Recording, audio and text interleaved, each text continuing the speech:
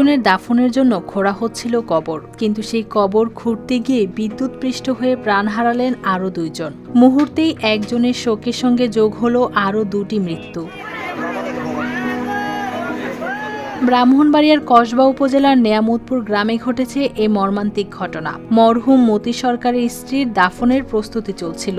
স্বজন ও গ্রামবাসী কবর তৈরির কাজে ব্যস্ত ছিলেন। এ সময় কবর ঢাকার জন্য ব্যবহৃত স্টেইনলেস স্টিলের একটি শিল সরাতে গেলে সেটি কবরস্থানের উপর দিয়ে যাওয়া বিদ্যুতের তারে স্পর্শ করে।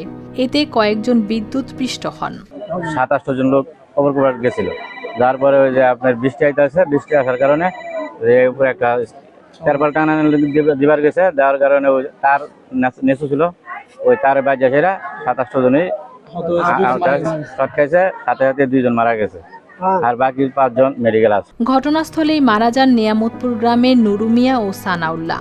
আহত হন আরো কয়েকজন। প্রথম আমারে অনেক দূরে ফালাই দিয়ে শর্টটা ফালাইছে, এরপরে ফালাইছে আমার আরেকটা ভাই ফালানোর পরে আমরা অসচেতন হয়ে গেছি। পরে আমরা চিল্লাফাল্লা করতেছি, পরে অনেক লোক আইসে রাত 8টা বাইরে চুড়ানোর পরে 2 জন লোক সাথে সাথে মরে গেছে জায়গার মধ্যে। একজনের জন্য খোঁড়া কবরের শোক কাটার আগেই গ্রামবাসীকে প্রস্তুতি নিতে হয়েছে আরও 2 জনের জানাজার। আর এক মুহূর্তেই শোকের ছায়া নেমে আসে পুরো নেয়ামতপুর গ্রামে।